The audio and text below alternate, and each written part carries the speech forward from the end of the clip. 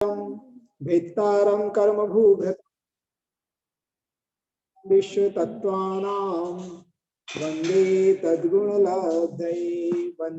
तद्गुणलब्धये सरस्वती नमस्तुभ्यं वरदे कामरूपिणी विद्यारंभं करिष्यामि सिद्धिर्भवतु मे सदा।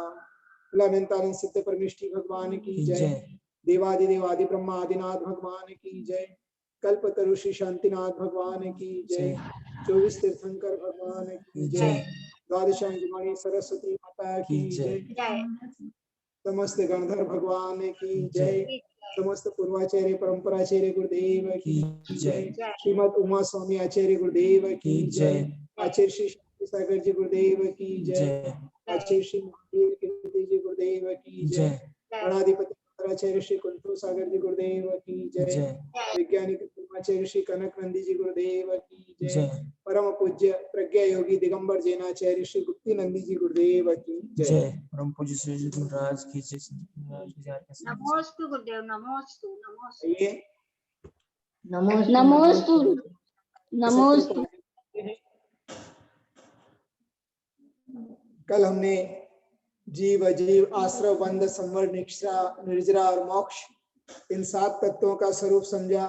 साथ ही नाम स्थापना द्रव्य भाव ये 4 निक्षेप होते हैं। इनके बारे में 2 निक्षेप के बारे में हमने जानकारी प्राप्त की थी। तो कितना सुना कितना गुना आपने वह हम यहाँ पर समझते हैं। तो 7 तत्व के अंतर्गत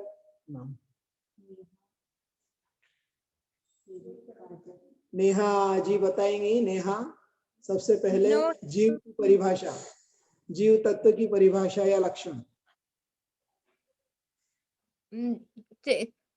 जो चेतन होता है दर्शन और ज्ञान से सहित होता है वो जीव। फिर से बोलिए। जो चेतन होता है और दर्शन और ज्ञान से सहित होता है। हाँ चलो ठीक है।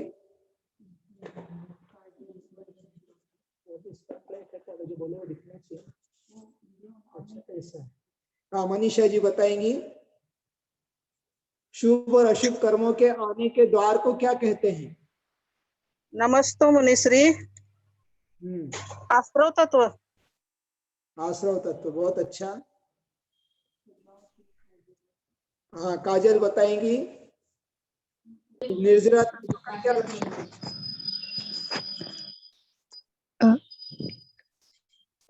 नमस्ते मुनिश्री। बोलिए आशीर्वाद। कर्मों के बोलिए सही है। एक कर्म, हाँ एक कर्मों का नहीं नहीं एक कर्म का नहीं।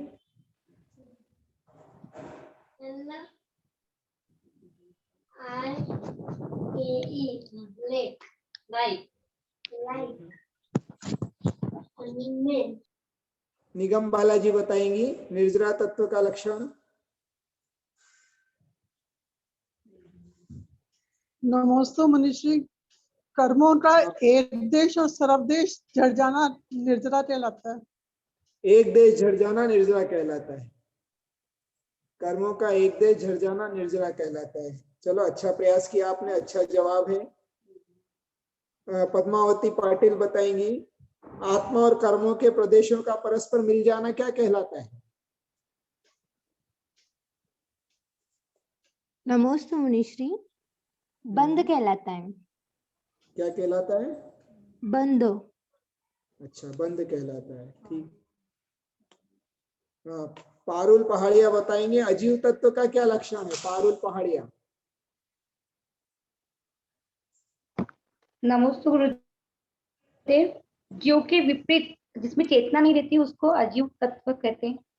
हाँ बिल्कुल, बहुत अच्छा जवाब। प्रियंका जी बताएंगी मोक्ष तत्व किसे कहते हैं? मोक्ष तत्व का क्या स्वरूप है?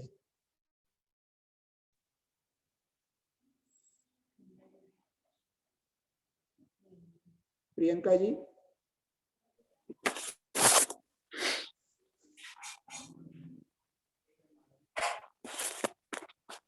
नमस्ते महाराज जी। चलो हाँ बोलिए। जितने कर्मों का आने का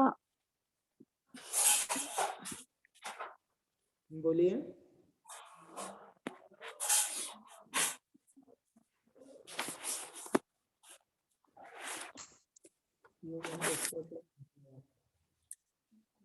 समस्त कर्मों का विशेष एक प्रकृष्ट रूप से छूट जाना मोक्ष कहते हैं। हाँ, समस्त कर्मों का आत्मा से अलग हो जाना मोक्ष कहलाता है। बहुत अच्छा। संध्या दीदी बताएंगी सूत्र में जीव तत्व को पहले क्यों रखा? नमोस्तु मुनिश्री। क्योंकि हाँ। ये जो आश्रय बंध संवर निर्जरा ये जो होती है वो सब जीव तत्व में ही होती है, क्योंकि चेतन हाँ। के बिना सब कुछ अधूरा है। ये जितने भी सभी तत्व है वो जीव तत्व पर निर्भर है, इसलिए बिल्कुल जीव सही। तत्व को पूर्व में लिया। इन सब का फल जीव आश्रित है, क्योंकि इन सब का फल जीव को ही मिलता है, इसलिए जीव तत्व को पहले रखा। अच्छा बताया आपने। हाँ, शिखा गंगवाल बताएंगी नमस्ते। आश्रव तत्व का लक्षण क्या है?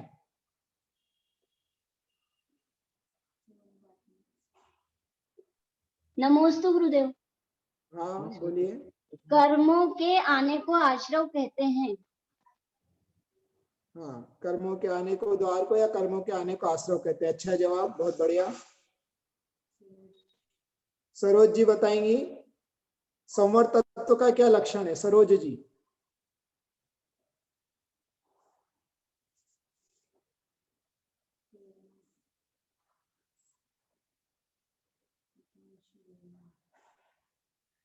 प्रेरणा जी बताएंगी।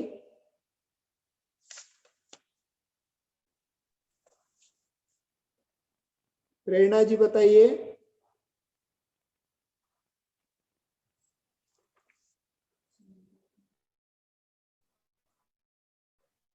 चलो सुमन जी पाटनी बताएंगी चार निक्षेप के नाम बताइए। हाँ, सुमन जी नमोस्तु पाटनी। गुरुदेव। नाम, स्थापना, द्रव्य और भाव। हाँ बोलिए। ये क्या है? जानने के, पदार्थों के जानने के निक्षेप है, ये चार प्रकार के। हाँ, निक्षेप है, चार निक्षेप है। बहुत अच्छा है। निक्षेप चार होते हैं। और चलिए, हितांशी अगर जवाब देना चाहें तो नाम निक्षेप की परिभाषा बताइए। हितांशी।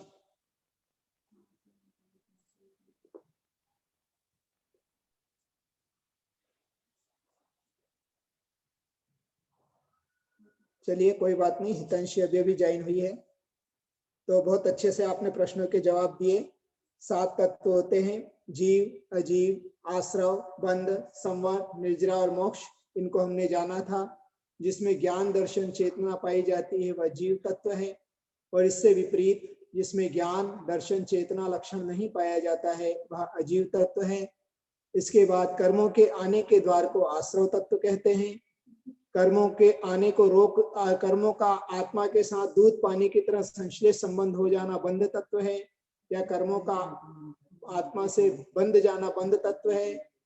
उसके बाद कर्मों का आने के द्वार को बंद कर देना व्रत समिति गुप्ति आदि के द्वारा वह संवर तत्व है। कर्मों का आंशिक रूप से क्षय होना या एक देश क्षय होना निर्जरा तत्व है, और कर्मों का आत्मा से संपूर्ण रूप से क्षय हो जाना मोक्ष तत्व है। और जीव को छोड़कर शेष सभी तत्वों का फल जीव के ही आश्रित है, इसलिए सूत्र में जीव को पहले ग्रहण किया गया है। यहाँ तक हमने समझा था। उसके बाद कल 4 निक्षेपों की बात हुई थी। तो निक्षेप 4 होते हैं, नाम, स्थापना, द्रव्य और भाव। तो नाम आदि के द्वारा वस्तु में भेद करने को उपाय को न्यास या निक्षेप कहते हैं। अर्थात वस्तु में भेद करने के लिए सरल तरीका अगर कोई है तो निक्षेप है। तो उस निक्षेप को हमने यहाँ पर समझने का प्रयास किया था। निक्षेप का कार्य क्या है? तो लोक व्यवहार और शास्त्र में अनेक अर्थों का जो प्रयोग किया जाता है वह निक्षेप के माध्यम से उसका स्पष्टीकरण हमारे लिए होता है। फिर नाम निक्षेप किसे कहते हैं? तो कल हमने जाना था गुण, जाति, द्रव्य और क्रिया की अपेक्षा के बिना ही मात्र इच्छानुसार किसी का नाम रखने को नाम निक्षेप कहते हैं। जैसे कल हमने उदाहरण समझा था महावीर। उस व्यक्ति विशेष में महावीर के गुण नहीं होने पर, महावीर की जाति नहीं होने पर, महावीर के समान क्रिया भी नहीं होने पर भी उसका नाम महावीर रख देना, यह महावीर नाम निक्षेप के अंतर्गत है। फिर दूसरी चर्चा हमारी हुई थी स्थापना निक्षेप, अर्थात यह वह है, ऐसा किसी वस्तु या पदार्थ में कल्पना कर लेना, वह स्थापना निक्षेप है। धातु, काष्ठ, पाषाण आदि की प्रतिमा, बिंब आदि में या अन्य पदार्थों में यह वह है, इस प्रकार की बुद्धि में कल्पना करके स्थापना करना स्थापना निक्षेप है। स्थापना निक्षेप के दो भेद हमने जाने थे, तदाकार, अतदाकार। तत् आकार अर्थात उसी रूप, उसी आकार में, उसी प्रकार के गुणों की या उस व्यक्ति वस्तु की स्थापना करना तदाकार स्थापना है, और इससे भिन्न अन्य द्रव्यों में उसकी स्थापना करना अतदाकार स्थापना है। यहाँ तक हमने समझा था। इससे संबंधित किसी का कोई प्रश्न हो तो पूछ सकते हैं, वरना हम आगे के अब द्रव्य और भाव निक्षेप की ओर बढ़ रहे हैं।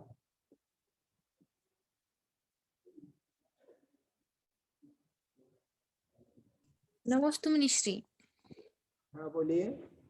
ये निक्षेप के संबंधित नहीं, लेकिन वो एक बार बताया था ना, शब्दों के अनुसार संज्ञात प्रकार का सम्यक दर्शन है, धारण करने वालों के अपेक्षा असंख्यात और श्रद्धान करने वालों के अपेक्षा से अनंत। वो समझ नहीं आया था। श्रद्धान करने वालों की अपेक्षा से नहीं है।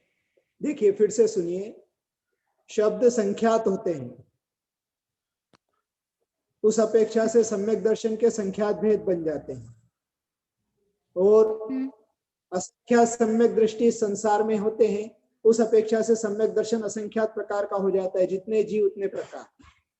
और सम्यक दर्शन क्या है?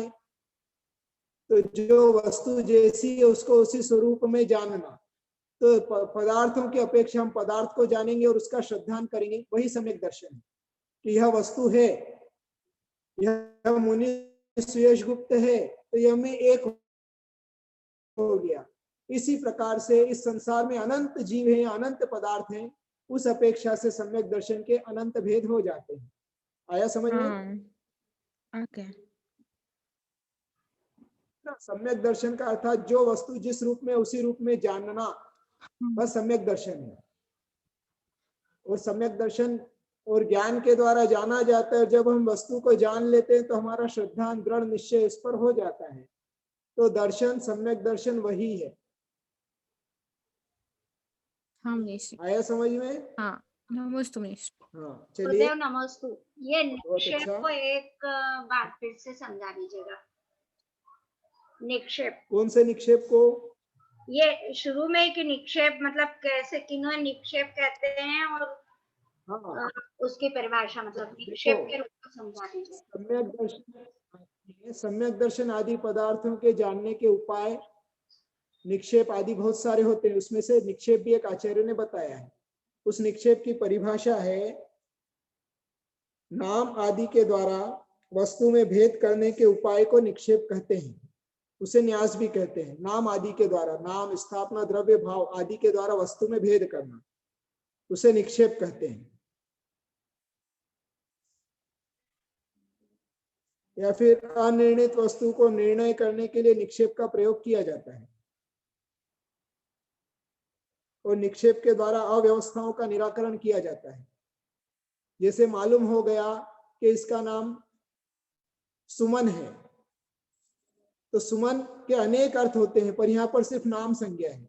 सुमन फूल को भी कहते हैं, पर क्या फूल है क्या? नहीं, तो अभी सिर्फ नाम संज्ञा है। उसी प्रकार से एक निर्णय हो जाना, यह निक्षेप है। अनिर्णित पदार्थ का नाम, स्थापना, द्रव्य, भाव आदि की अपेक्षा से निर्णय करना निक्षेप है। तो इसी प्रकार से भेद, वस्तु के जो वस्तु के भेद है उसका निर्णय करना, वह निक्षेप के द्वारा निर्णित हो जाता है। ये किस अपेक्षा से है? ये नाम की अपेक्षा से है, या स्थापना की अपेक्षा से, या द्रव्य की अपेक्षा से, या भाव की अपेक्षा से? तो उसको समझना या उसको जानना, जानने का उपाय क्या है? निक्षेप। उसी प्रकार से सम्यक दर्शन आदि को जानने का उपाय भी निक्षेप है। किसी व्यक्ति का नाम रख देना सम्यक दर्शन, यह नाम निक्षेप की अपेक्षा सम्यक दर्शन है। और किसी में यह कल्पना कर लेना यह सम्यक दृष्टि है, वह स्थापना की अपेक्षा सम्यक दर्शन वो निक्षेप है। आया समझ में? हाँ गुरुदेव, ठीक, ठीक है। नमोस्तु गुरुदेव। अब आगे बढ़ते हैं। द्रव्य निक्षेप, हाँ, द्रव्य निक्षेप की चर्चा हम करेंगे। ये चारों निक्षेप अच्छे से समझिए। लौकिक व्यवहार में, जैन दर्शन में, हर जगह ये निक्षेप की हमारे लिए आवश्यकता होती है और हम रोजमर्रा के जीवन में, लोक व्यवहार में इन निक्षेपों का प्रयोग करते हैं, पर ये निक्षेप है ऐसा ज्ञान हमारे लिए नहीं है। तो वह ज्ञान हमारा विस्तृत हो, इसलिए हम यहाँ पर जानकारी प्राप्त कर रहे हैं और इसी के माध्यम से सम्यक दर्शन आदि को भी जाना जा सकता है। तो कल हमने स्थापना निक्षेप और नाम निक्षेप की चर्चा कर चुके हैं। आज हम जानेंगे द्रव्य निक्षेप। उसकी सरल परिभाषा है, भूत और भविष्य की मुख्यता को लेकर, भूत और भविष्य की मुख्यता को लेकर वर्तमान में कथन करना सो द्रव्य निक्षेप है। भूत और भविष्य की मुख्यता को लेकर वर्तमान में कथन करना द्रव्य निक्षेप है और बहुत सरल है। आप सभी इसका प्रयोग करते हैं जीवन में। जैसे कोई व्यक्ति, ये कुछ, ये क्या हुआ?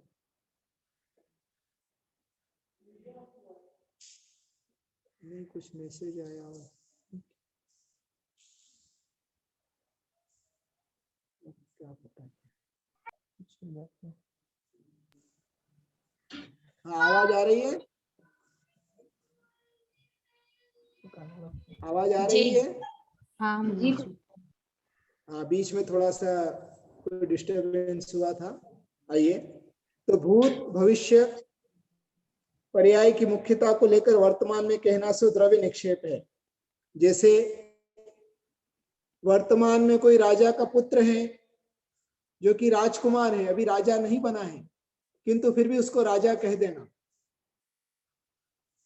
वर्तमान में राजा का पुत्र है, राजकुमार, अभी राजा नहीं बना है, किंतु उसको फिर भी राजा कहते, आओ राजा जी आओ। कोई व्यक्ति चुनाव के लिए खड़ा हुआ है, अभी वह नेता बना नहीं है, नेता के पद पर प्रतिष्ठित हुआ नहीं है, या मंत्री आदि बना नहीं, तो भी उसको संबोधन से आओ मंत्री जी आओ, आपका स्वागत है। तो यह द्रव्य निक्षेप की अपेक्षा कथन है। इसी यह भूतकाल भविष्य काल की अपेक्षा हो गया। उसी प्रकार भूतकाल में कोई प्रधानमंत्री था, पर अभी वर्तमान में वो प्रधानमंत्री पद पर नहीं है, फिर भी वर्तमान में उसको प्रधानमंत्री कह देना।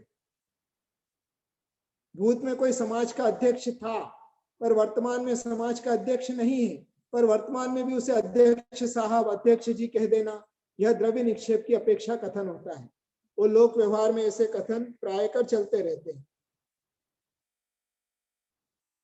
आया समझ में? ऐसे बहुत सारे उदाहरण हमारे लिए हो सकते हैं।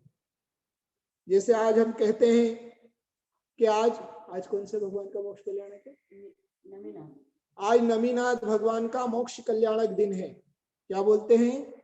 आज नमीनाथ भगवान का मोक्ष कल्याणक दिन है। तो क्या आज भगवान को मोक्ष हुआ क्या? नहीं, पर भूतकाल की अपेक्षा वर्तमान में कहना यह द्रव्य निक्षेप है। तो हम भगवान के जितने भी कल्याणक आज मनाते हैं वे सब द्रव्य निक्षेप की अपेक्षा मनाते हैं, क्योंकि वर्तमान में नहीं है। और इसी प्रकार जैसे राजा श्रेणिक भी नरक में है, प्रथम नरक में है, फिर भी भावी तीर्थंकर के रूप में आप उसको अगर अर्घ चढ़ा रहे हैं भविष्य काल की 24वीं में, तो वह द्रव्य निक्षेप की अपेक्षा उसकी पूजा हो रही है। उस जीव की तीर्थंकर के रूप में पूजा द्रव्य निक्षेप की अपेक्षा हो रही है। समझ में आ रहा है? बहुत सरल है, ज्यादा उसको दिमाग पर नहीं लेना, बिल्कुल सरल। जो भूतकाल में था वर्तमान में नहीं है, उसको वर्तमान में उसी रूप में कह देना। जो भविष्य काल में होने वाला है वर्तमान में नहीं है, उसको वर्तमान में उस रूप कह देना, जिससे सामान्य से है।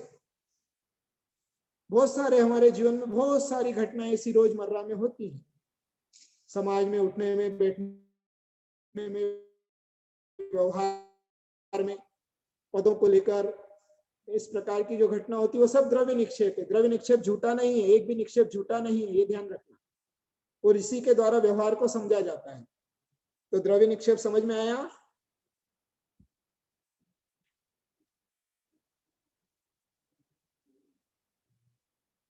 जी। अब एक प्रश्न है, क्या जिनवाणी को चेतन कह सकते हैं?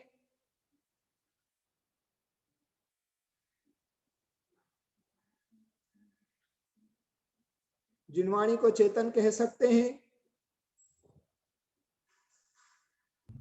सोच समझ कर उत्तर दीजिएगा, जी, विचार की। कह सकते जो भी उत्तर देना चाहे हैंड रेस कर दें।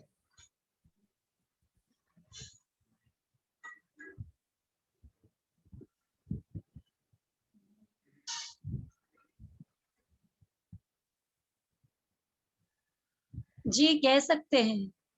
कैसे कह सकते हैं? खुलासा कीजिए। क्योंकि अभी तो जिनवाणी श्रुत रूप में और पुस्तक रूप में जरूर है, लेकिन जब भगवान के मुख से उद्धृत हुई और जिस समय भगवान के मुख से खीरी है, उस हिसाब से भगवान स्वयं चेतन थे। बहुत तो सही जवाब उनके है। जो मुखारविंद से निकली वाणी अपन चेतन। बिल्कुल, द्रव्य निक्षेप की अपेक्षा आज भी जिनवाणी को चेतन कहा जा सकता है। क्यों? क्योंकि उसका आधार चेतन था। उस जिनवाणी के निस्सृत होने का, खिड़ने का आधार चेतन होने की वजह से वर्तमान में भी उस जिनवाणी को चेतन कहा जा सकता है। फिर आप प्रश्न पूछोगे क्यों कहा जा सकता है, तो द्रव्य निक्षेप से। आया समझ में? इसलिए कहीं भी कोई कथन व्यवहार हो रहा है तो पहले देख लेना ये कौन से निक्षेप से। हाँ भाई, इस निक्षेप से तो सही है। फिर अपनी बुद्धि सही हो गई तो हम फिर विवाद में नहीं, हाँ भाई इस निक्षेप से उसने कहा, कोई बात नहीं, कह दिया तो वहां पर विवाद भी नहीं होंगे और हमारी बुद्धि सही हो जाएगी और हम जितना ज्ञान होगा हमारा सम्यक ज्ञान हो जाएगा। ठीक है, तो ये द्रव्य निक्षेप भी बहुत महत्वपूर्ण है। अब आगे भाव निक्षेप को समझते हैं। नाम, स्थापना, द्रव्य, तीन को हम समझ चुके हैं। जाति, गुण, क्रिया, द्रव्य की अपेक्षा के बिना ही किसी का नाम मात्र रख देना नाम निक्षेप। और धातु, काष्ठ, पाषाण आदि की मूर्ति में या अन्य पदार्थों में यह वह है, इस प्रकार की कल्पना करना स्थापना निक्षेप। भूतकाल अथवा भविष्य काल की पर्याय, भविष्य काल में होने वाली पर्याय को भूतकाल में हो चुकी या भविष्य काल में होने वाली पर्याय को वर्तमान में कहना, यह द्रव्य निक्षेप है। अब चौथा निक्षेप है भाव निक्षेप, है ना। भाव निक्षेप को हम समझते हैं, केवल वर्तमान पर्याय की मुख्यता से कथन करना, अर्थात जो पदार्थ जैसा है उसे उसी रूप में कहना भाव निक्षेप है। पुनः रिपीट, केवल वर्तमान पर्याय की मुख्यता से कथन करना भाव निक्षेप है, या जो पदार्थ जैसा है उसे उसी रूप में कहना भाव निक्षेप है। लिख ली परिभाषा। अब एक उदाहरण के माध्यम से हम इस भाव निक्षेप को समझते हैं। बार रिपीट कर दें। रिपीट करें? ठीक है, हाँ। फिर से लिख लीजिए। हाँ, केवल हाँ। वर्तमान पर्याय की मुख्यता से पदार्थ को उसी रूप कहना भाव निक्षेप है, या वर्तमान पर्याय की मुख्यता से कथन करना भाव निक्षेप है।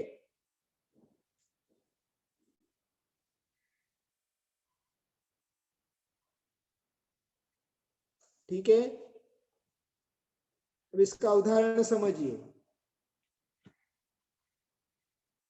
डॉक्टर जब अपने ओपीडी में बैठकर मरीजों का इलाज कर रहा है उसी समय डॉक्टर है।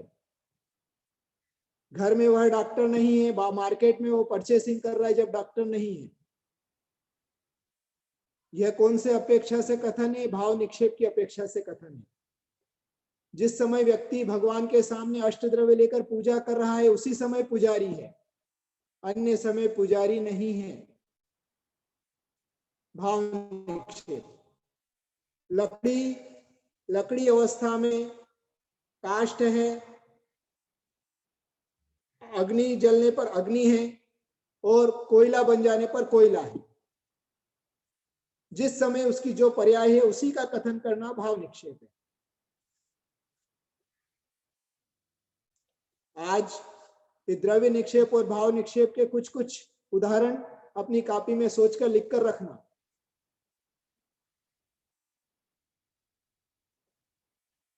शब्द पुद्गल ही होता है, किंतु चेतन का आधार होने से उसे चेतन कहा गया है।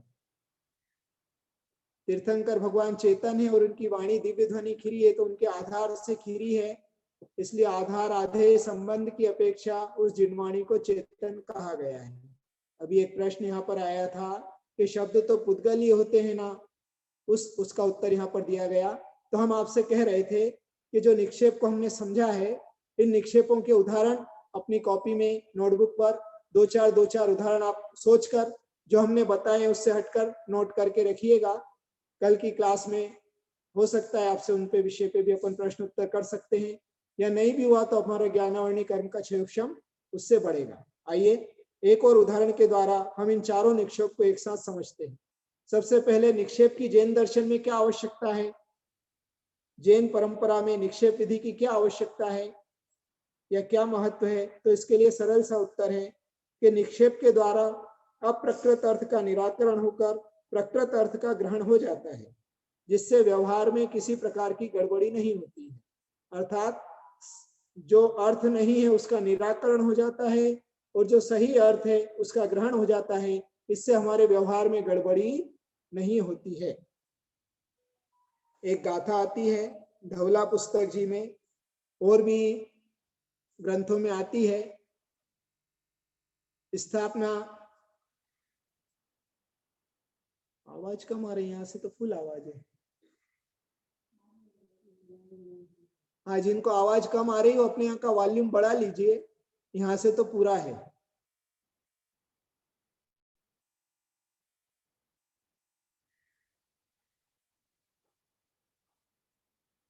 हाँ, हम चर्चा कर रहे थे धवला जी में चारों निक्षेप को समझाने के लिए एक छोटी सी कारिका, छोटी सी गाथा दी है। नाम जिणा जिण नामा ठवण जिणा पुण जिणंद पड़ी माओ, दव जिणा जिण जीवा भाव जिणा समवसरण था। नहीं आ रही आवाज। नाम जिणा जिण नामा, किसी का जिन नाम रख देना वह नाम निक्षेप की अपेक्षा जिन है। उसमें जिन के गुण नहीं है, पर किसी का नाम रख दिया जिन या जिनेंद्र। बहुत सारे लोग भगवान के नाम पर नाम रखते हैं, जिनेंद्र नाम रख दिया, ऐसे नाम निक्षेप है। तो यह नाम निक्षेप। उसी प्रकार जिनेंद्र भगवान की प्रतिमा में जिनेंद्र की स्थापना करना, ठवण जिना पुण जिणंद परिमाओ। और स्थापना जिन कौन हुए, तो जिनेंद्र भगवान की प्रतिमा स्थापना जिन हो गई। जो आपके मंदिर में प्रतिमाएं विराजमान है वह स्थापना निक्षेप से जिन है। द्रव्य जिना जिण जीवा, जिनेंद्र भगवान का जो जीव है जो अभी मोक्ष में विराजमान है वह द्रव्य से जिन है। क्या है? द्रव्य से। क्यों? द्रव्य निक्षेप की अपेक्षा जो भूतकाल में जिन पर्याय में थे अभी वो आकर्षित पर्याय में है, तो वह भूतकाल की अपेक्षा द्रव्य निक्षेप से वर्तमान में कहना, इसलिए वह हो गया जिण जीवा। और भाव जिणा समोषण था, वर्तमान में समोषण में जो जिनेंद्र भगवान है वो भाव निक्षेप की अपेक्षा जिन है। आया समझ में? ये चारों नाम, किसी का जिन नाम रख देना नाम स्थापना, किसी का प्रतिमा में जो स्थापना की गई है जिनेंद्र की जो प्रतिमा है वह स्थापना निक्षेप। तीसरा जिन जीव, जो जीव अभी सिद्ध लोक में विराजमान है किंतु उनको वर्तमान में जिन कहना, यह द्रव्य निक्षेप। और प्रकृत में अर्थात जो अभी समोश्रण में वर्तमान में जिनेंद्र भगवान जहां जहां समोश्रण में विधेय क्षेत्र में विराजमान है उन समोश्रण में विराजमान भगवान को जिन कहना, ये भाव निक्षेप की अपेक्षा जिन है। ये चारों हमने लगाए। उसी प्रकार से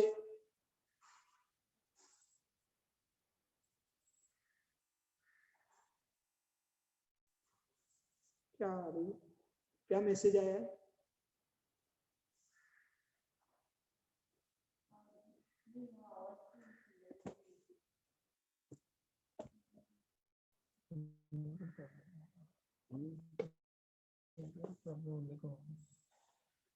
इसी प्रकार से हम सम्यक दृष्टि में भी समझ सकते हैं, है ना।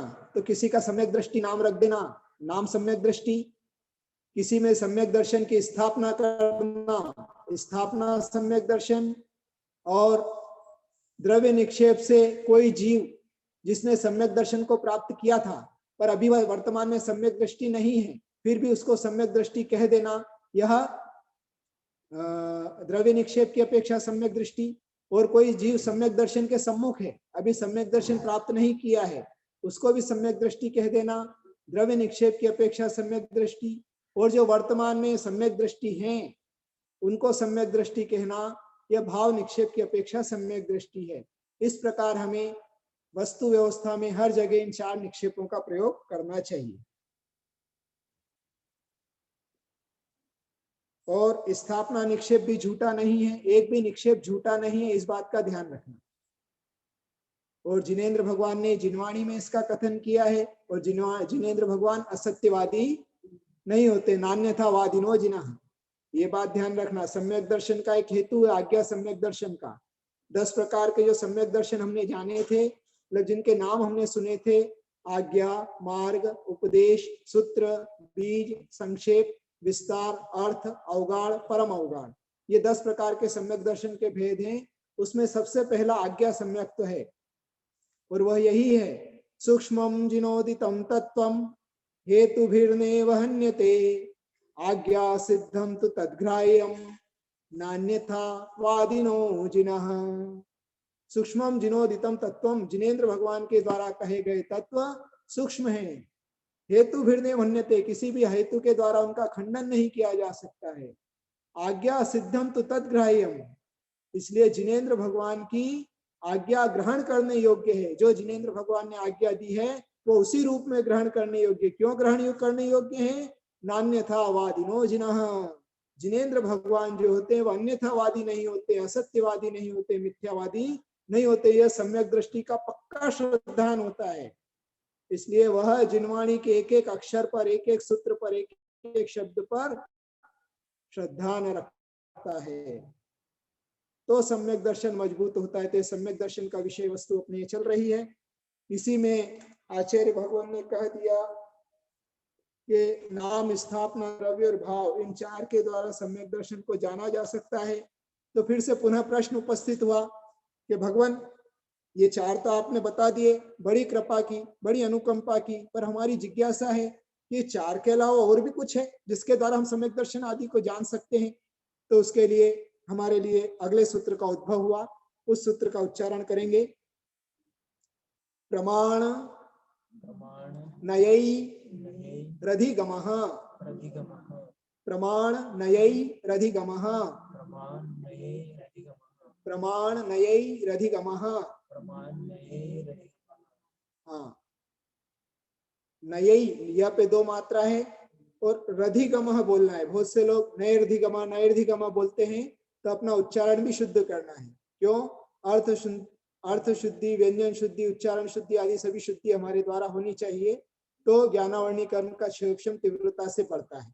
तो प्रमाण नय, नय जो है नय विसर्ग हो गया, और अधिगमः, प्रमाण नय, प्रमाण प्लस नय प्लस अधिगम, इन तीनों को मिलकर सूत्र बना प्रमाण नय अधिगमः, है ना। यह सूत्र हमारे लिए बना।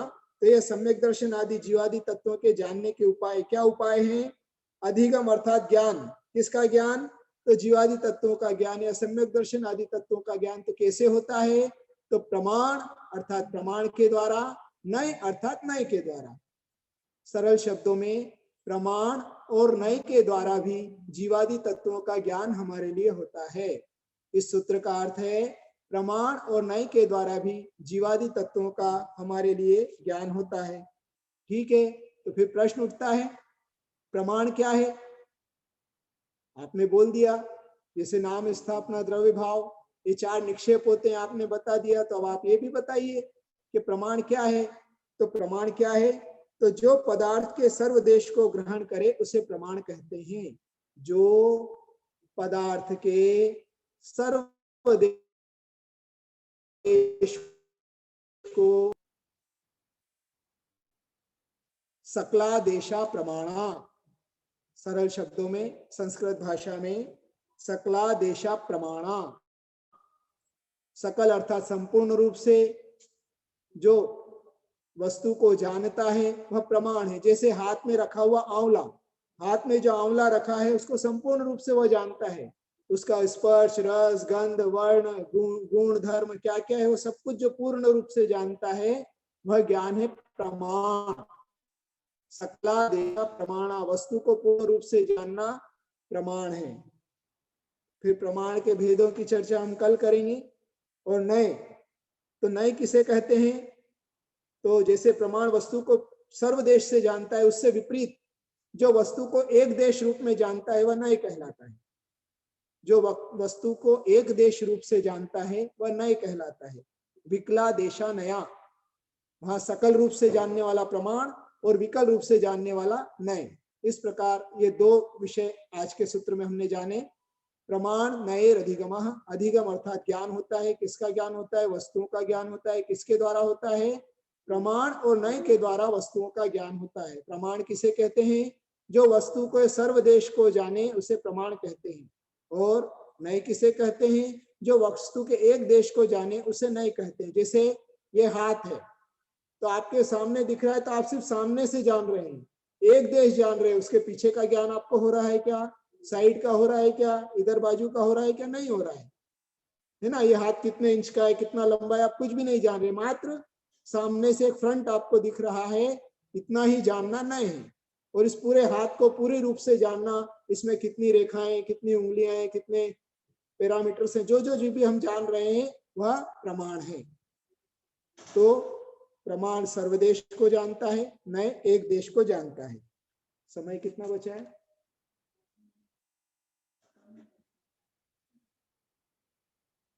हाँ, तो आज के विषय से संबंधित कोई प्रश्न हो तो पूछ लीजिए। बाकी प्रमाण और नए के भेदों की चर्चा हम कल करेंगे, क्योंकि ये भी हमारे लिए समझना बहुत जरूरी है।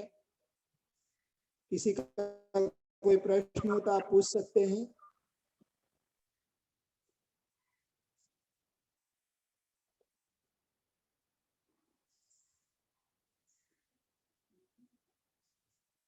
ठीक है, तो आज का विषय इतना ही रखेंगे।